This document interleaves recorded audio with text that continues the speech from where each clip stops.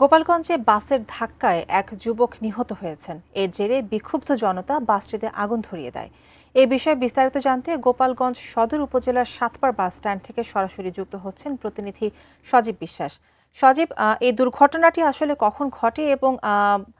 যে মানুষটি মারা গিয়েছেন, যে যুবকটি মারা গিয়েছেন, তাকে কি হাসপাতালে নেওয়া হয়েছে কিনা, তার পরিচয় শনাক্ত হয়েছে কিনা, কি সর্বশেষ খবর আপনার কাছে আছে? স্থানে এই যে স্ট্যান্ড রয়েছে, সেই স্ট্যান্ডে কিন্তু বরিশালগামী একটি বাস নয়ন পরিবহন এবং সেটি কিন্তু দাঁড়িয়েছিল এবং সেই বাসের পিছনে কিন্তু একটি মোটরসাইকেল দাঁড়িয়েছিল। সেই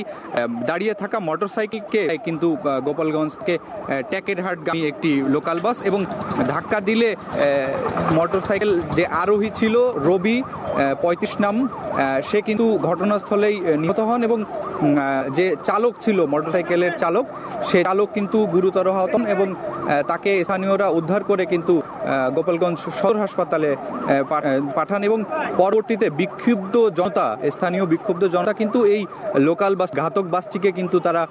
আগুন ধরিয়ে পুড়িয়ে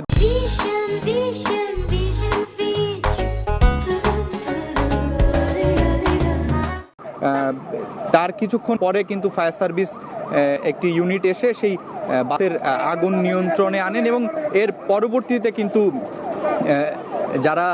স্থানীয় ছিলেন তাদের সহযোগিতায় কিন্তু এই বাসের আগুন নেভাতে সক্ষম হন ফায়ার সার্ভিস এবং এরপরে কিন্তু যে পুলিশের পক্ষ থেকে অতিরিক্ত পুলিশ সুপার এখানে এসেছেন এবং গোপালগঞ্জ সদর উপজেলার ইউনো তারা কিন্তু এই ঘটনাস্থল পরিদর্শন করেছেন এবং এখন কিন্তু দেখছেন যে পুলিশের একটি রেকার দিয়ে এই বাসটিকে রাস্তা থেকে সরানোর কার্যক্রম চলছে এবং কিছুক্ষণ আগে কিন্তু সেনাবাহিনীর একটি দল তারা এই ঘটনাস্থলে যাতে অপ্রীতিকর কোনো ঘটনা না ঘটে তারা কিন্তু এখানে ছিলেন এবং এখন পর্যন্ত তারা অবস্থান করছেন। তো আসলে এই এমন একটি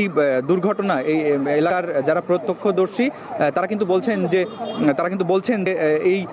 বেপরোয়াভাবে এই স্ট্যান্ডে এর আগেও বিভিন্ন সময় লোকাল বাসগুলো কিন্তু বেপরোয়াভাবে তারা চলাচল করেন এবং এই স্ট্যান্ডটিতে অবৈধভাবে দোকানপাট করার জন্য ফুটপাত দখল করে দোকানপাট করা এবং বেপরোয়া বাসের গতির কারণে কিন্তু এই দুর্ঘটনাগুলো ঘটে থাকে বলে ছিল আমার কাছে গোপালগঞ্জ সাতপাড় বাজার থেকে সড়ক দুর্ঘটনার সর্বশেষ। পরবর্তীতে কোনো আপডেট থাকলে আপনার মাধ্যমে এটি নিউজের দর্শকদের জানিয়ে দেব।